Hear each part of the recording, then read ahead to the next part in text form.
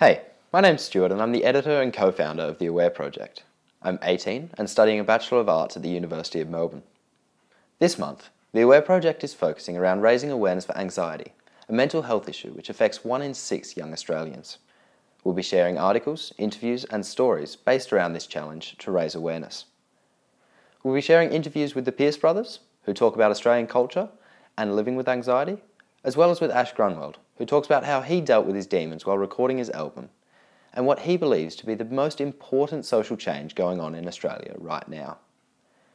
The anonymous story in the description, titled Unpredictable, is about the author's experience with anxiety, the effects it had, and how they managed to overcome these. To have a read of the full story, please follow the link in the description. If you have a personal experience with anxiety that you'd like to share, please do go to our website. Click on the Share My Story tab and spread your story with other young Australians. Your story could help someone else struggling with anxiety and will help us raise awareness for this issue and other related mental health issues.